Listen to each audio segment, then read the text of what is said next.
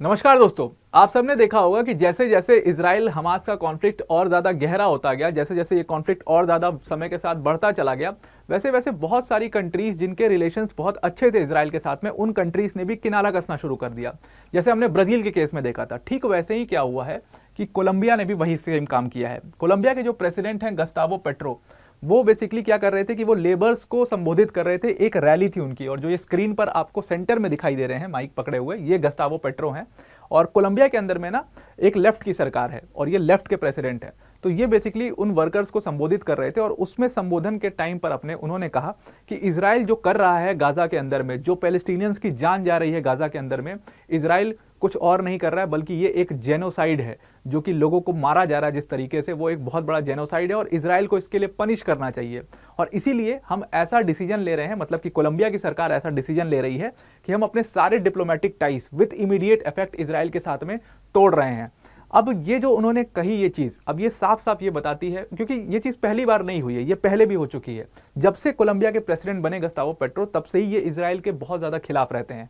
जैसे कि हमने देखा था जब गाजा में एड वर्कर्स पर अटैक हुआ था, जिसमें यूके के कई सारे एड वर्कर्स की डेथ हो गई थी, और भी कंट्रीज़ के जो एड वर्कर्स थे, ब्राज़ील के एक दो एड वर्कर्स थे, उनकी डेथ हो गई थी। तो उसके बाद भी गस्तावो पेट्रो ने क्या किया था कि उन्होंने बहुत बड़ा डिसीजन लिया था। उन्होंने जो अपना एनवॉय उनके इजराइल के अंदर में थे, उनको वापस बुला लिया था, और इजराइल के जो डिप्लोमेट्स काम कर रहे थे कोलंबिया में, उनको भी वापस भेज दिया था। तो उससे साफ हो चुकी थी ये चीज़ कि अब आने वाला है वो दिन जब इजराइल और कोलंबिया के जो रिलेशंस हैं वो बिल्कुल खराब हो जाएंगे, एकदम से टूट जाएंगे।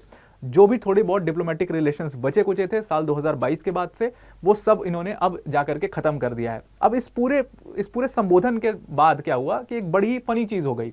अब हुआ क्या कि जब ये संबोधन कर रहे थे तो इन्होंने कहा कि इजराइल जो है वो जेनोसाइड कर रहा है, और इजराइल के साथ हम अपने सारे रिलेशंस को तोड़ रहे हैं क्योंकि इजराइल के पास एक जेनोसाइडल प्रेसिडेंट है। अब जेनोसाइडल प्रेसिडेंट शब्द जो उन्होंने बोला, यहां पर बहुत सारे लोग कंफ्यूज हो गए, क्योंकि इजराइल के अंदर में सारी पावर तो पीएम होल्ड करते हैं, मतलब बेंजामिन नेतन्याहू होल्ड करते हैं। प्रेसिडेंट के पास खास उतनी कुछ पावर है नहीं, तो फिर ये प्रेसिडेंट को जेनोसाइडल क्यों बोल रहे हैं? तो बहुत सारे एक्सपर्ट का ऐसा मानना था कि ये शायद स्लिप ऑफ टंग हो गया है गस्तावो पेट्रो से, वो बोलना पीएम ही चाह रहे थे, बट क्योंकि कोलंबिया के अंदर में प्रेसिडेंटशिप है, प्रेसिडेंट के पास पावर है सारी, प्रेसिडेंट ही गवर्नमेंट होल्ड करता है, तो हो सकता है कि उसमें स्लिप ऑफ टंग हो गया होगा उनका, और उन्होंने प्राइम मिनिस्टर को प्रेसिडेंट बोल दिया है गलती से। इसमें कोई बहुत ज्यादा परेशानी वाली बात नहीं है, बल्कि उनका निशाना साफ है, वो बेंजामिन नेतन्याहू को ही टारगेट कर रहे थे गस्तावो पेट्रो। अब देखो यहां पर जैसे ही उन्होंने ये सारी चीजें बोली गस्तावो पेट्रो ने, तो अब इसको अगर आप एनालाइज करोगे ये चीज, तो ये प्रॉब्लम शुरू कहां से होती है, तो उसमें आपको वक्त में थोड़ा सा पीछे जाना पड़ेगा। देखो इजराइल और कोलंबिया के बहुत अच्छे रिलेशंस थे हमेशा से, और 1980s के टाइम पे रिलेशनशिप और ज़्यादा डेवलप हुई थी इजराइल और कोलंबिया के बीच में। आप जब उस रिलेशनशिप को समझोगे तब आपको समझ में आएगा कि गस्तावो पेट्रो को एक्चुअल में दिक्कत क्या है इजराइल से। अब 1980s के टाइम पर आपको पता है कि ड्रग लॉर्ड्स जो थे वो अपने चरम पर थे कोलंबिया के अंदर में। दो तरीके के कार्टेल चलते थे, कैली कार्टेल, मेडलिन कार्टेल, आपने सुना होगा पाब्लो एस्कोबार जैसे ड्रग लॉर्ड्स का नाम। तो ये लोग जब अपने चरम पर थे कोलंबिया के अंदर में, तो सिर्फ कोलंबिया ही नहीं, सोचो आप यूनाइटेड स्टेट्स ऑफ अमेरिका तक इनके ड्रग्स जाते थे, और पूरा सब कॉन्टिनेंट है जो पूरा, वहां पर पूरा इनका राज हुआ करता था इन ड्रग लॉर्ड्स का। तो वहाँ की जो पूरा मतलब कोलंबिया स्टेट को आप देखोगे तो बहुत डिस्टर्ब स्टेट था उस टाइम पर, जब ये पाब्लो एस्कोबार और ये कार्टेल्स जब वहाँ पर चला करते थे। तो जब वो डिस्टर्ब स्टेट था तो बहुत सारे लेफ्ट के ग्रुप्स जो हैं वो खड़ा होना शुरू हुए गवर्नमेंट के अगेंस्ट में, कि गवर्नमेंट कुछ करती क्यों नहीं है, या इनके अगेंस्ट में कोई एक्शन क्यों नहीं लेती है, या बहुत सारे ड्रग लॉर्ड्स जो हैं तो गवर्नमेंट के अंदर में भी हैं, तो इनको हटाया क्यों नहीं जाता है। तो ऐसे छोटे छोटे लेफ्ट के ग्रुप्स बने, और इसमें जो सबसे प्रमुख ग्रुप था लेफ्ट का, उसका नाम था revolutionary armed forces of Colombia. और ये जो revolutionary arm forces of Colombia था, ये एज द नेम सजेस्ट कि ये थोड़े से वायलेंट थे, ये थोड़े से सिर्फ पीसफुल प्रोटेस्ट नहीं करते थे, थोड़ा वायलेंट प्रोटेस्ट करते थे। तो ये एक ग्रुप बहुत बड़ी समस्या बन गया था कोलंबिया की सरकार के लिए। तो कोलंबिया की सरकार के उस समय बहुत अच्छे रिलेशंस थे इजराइल के साथ में, और डिफेंस रिलेशंस खास तौर से आज तक भी डिफेंस रिलेशंस इजराइल के साथ में सबसे अच्छे थे कोलंबिया के। और तो कोलंबिया ने हेल्प मांगी इजराइल की, और इजराइल की उस समय की जो सरकार थी उसने कोलंबियन सरकार की हेल्प करी, और उन्होंने अपनी पूरी फ्लीट भेज दी KFIR फाइटर जेट्स की, और ये फ्लीट ने इस रिवॉल्यूशनरी आर्म फोर्सेस को दबा के रख दिया उस समय पर। लेकिन फिर वक्त बदला, और साल 2016 में जो कोलंबियन सरकार थी उन्होंने एक पीस अकॉर्ड साइन कर लिया revolutionary armed forces of Colombia के साथ में। और जैसे ही ये पीस अकॉर्ड साइन हुआ उसके बाद से ये जो बैंड ऑर्गेनाइजेशन थी इनके ऊपर से सारा बैन लिफ्ट हो गया। ये इलेक्शंस, इनके नेता इलेक्शंस कंटेस्ट नहीं कर सकते थे, वो सब कुछ बैन हटा दिया गया। जेल से जो प्रमुख नेता थे वो सब बाहर आ गए। उसके बाद इलेक्शंस हुए कोलंबिया के अंदर में। साल 2022 में लेफ्ट की गवर्नमेंट बनी और लेफ्ट की गवर्नमेंट के जो प्रेसिडेंट हैं वही हैं गस्तावो पेट्रो। तो अब जिस लेफ्ट की पार्टी के खिलाफ इजराइल ने लड़ाई लड़ी थी 1980 में और हेल्प किया था कोलंबियन सरकार को, तो जब वो लेफ्ट पार्टी सरकार में आएगी तो ऑब्वियस सी बात है वो इजराइल से उनके रिलेशंस जो है वो खींचतान शुरू होगा। और ये खींचतान शुरू तभी हो गई थी जब ये इजराइल हमास का कॉन्फ्लिक्ट पूरा शुरू हुआ था। आपको पता है कि हमास के अटैक से पहले एक साल पहले इजराइल ने भी अटैक किया था हमास के ऊपर में। तभी जाकर के गस्तावो पेट्रो ने कहा कि इजराइल जो है वो एक जेनोसाइडल स्टेट है, वो बहुत पहले उन्होंने कह दिया था। और तभी समझ में आ गया था कि कोलंबियन सरकार अब इजराइल के साथ में और ज़्यादा काम नहीं करेगी। अब अगर आप देखोगे तो कोलंबिया और इजराइल की सबसे इंपॉर्टेंट जो रिलेशंस हैं वो डिफेंस रिलेशंस हैं, यानी कि बहुत सारे डिफेंस इक्विपमेंट्स जो है कोलंबिया वो इजराइल से लेता है। और अब उनके प्रेसिडेंट इजराइल को उन्होंने नाजी जर्मनी से सीधा सीधा कंपेयर कर दिया। नाजी जर्मनी आपको पता है कि ज्यूज का जेनोसाइड किया था जब हिटलर ने, तो उस चीज से कंपेयर कर दिया कि जैसे ज्यूज का जेनोसाइड हिटलर ने किया था ठीक वैसे ही आप पैलेस्टीनियंस का जेनोसाइड कर रहे हो गाजा के अंदर में। ये इल्जाम लगाया बेंजामिन नेतन्याहू पर। अब जाहिर सी बात है उन्होंने इतना कुछ कहा गस्तावो पेट्रो ने, तो उसका जवाब भी आएगा इजराइल की तरफ से। तो इजराइल के फॉरेन मिनिस्टर ने बाकायदे ट्विटर पर एक पूरा पोस्ट किया है और उस पर कहा है कि जो ये गस्तावो पेट्रो हैं, जो ये प्रेसिडेंट हैं कोलंबिया के ना, ये बहुत ज़्यादा फुल ऑफ हेट्रेड हैं और ये बहुत एंटी सेमेटिक पर्सन है। और उन्होंने उनको और ज़्यादा क्रिटिसाइज करते हुए कहा कि गस्तावो पेट्रो ने प्रॉमिस किया था कि वो हमास को एक गिफ्ट देंगे। तो ये जो अपने इजराइल के साथ वो टाइज तोड़ रहे हैं वो एक तरीके से वो हमास को गिफ्ट दे रहे हैं।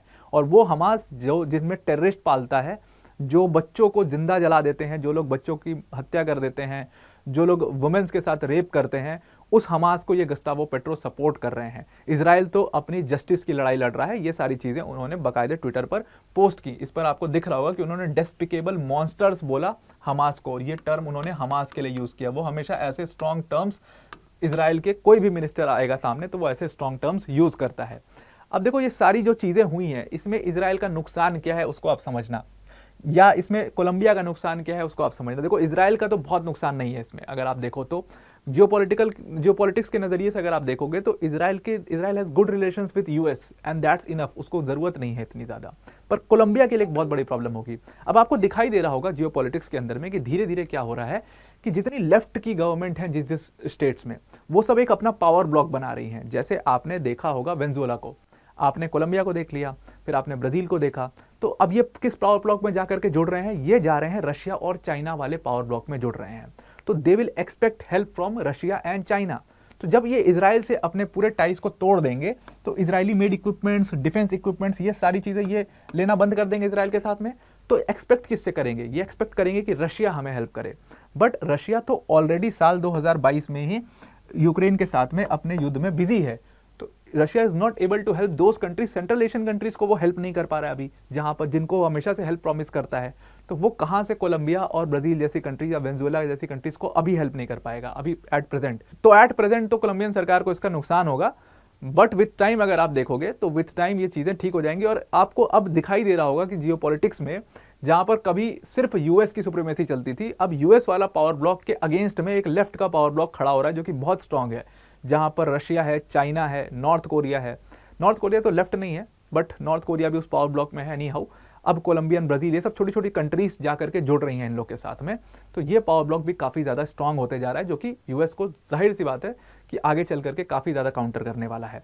तो आई होप आपको ये पूरा मामला समझ में आ गया होगा। अब वीडियो को एंड करने से पहले अनअकैडमी टीम की तरफ से एक बहुत बड़ी अनाउंसमेंट है। अनअकैडमी टीम ने बहुत बड़ा अपना यूपीएससी सीएससी का इवेंट किया था जिसका नाम था मंजिल 2024। तो इस इवेंट में हमने एक बहुत बड़ी अनाउंसमेंट करी थी कि जो हमारा यूपीएससी सीएससी की कोर्स फीस थी 75,000, उसको कम करके हमने 24,999 कर दिया था। और इस कोर्स फीस में आपको बहुत सारे बैचेस मिलेंगे, चाहे आप इंग्लिश मीडियम के स्टूडेंट हो, चाहे आप इंग्लिश में पढ़ना चाहते हो, चाहे आप सिर्फ हिंदी पढ़ना चाहते हो, सारे बैचेस के लिए, सारे स्टूडेंट्स के लिए हमारे पास अलग अलग बैचेस हैं। तो सिर्फ इस प्राइस में आपको ये सारे बैचेस एक बार में मिल जाएंगे, जिससे आप पढ़ना चाहते हो आप पढ़ सकते हो। आपकी फेवरेट फैकल्टीज भी वहां पर मौजूद होंगी। अब अगर आपको ये डिस्काउंटेड प्राइस में कोर्स को लेना है तो आप सिंपल यूज कोड का जो ऑप्शन आएगा वहां पर मंजिल 24 टाइप कर दीजिएगा कैप्स में, तो आपको ये डिस्काउंटेड प्राइस शो होने लगेगा। और इस प्राइस में आपको आरंभ बैच है जैसे हमारा, तो ये इंग्लिश मीडियम का बैच है। इसमें प्रतीक सर जैसे टीचर्स होंगे, सिद्धार्थ सर, मृणाल सर होंगे, सुदर्शन सर होंगे। उसके बाद अगर आप सिर्फ इंग्लिश में पढ़ना चाहते हो तो ये बैच भी अवेलेबल है, आप टाइम बैच ज्वाइन कर सकते हो, इसमें शर्मा सर, चेतन जैसे टीचर्स हैं। उसके बाद अगर आप सिर्फ हिंदी में पढ़ना चाहते हो तो लक्ष्य बैच है हमारा, जहाँ पर मधुकर सर, अनुज सर जैसे फैकल्टीज आपको पढ़ाएंगी। इसके बाद हमारे पास वेरीड ऑप्शनल सब्जेक्ट्स भी हैं, जिनको आप, हमारा लिंक दिया हमने डिस्क्रिप्शन पर, उस पर जाकर के चेक कर सकते हो। PSIR, ज्योग्राफी ऑप्शनल जैसे ऑप्शनल्स भी हैं। तो आई होप आपको ये पूरा आर्टिकल समझ में आ गया होगा। आज के लिए इतना ही। Thank you and have a nice day.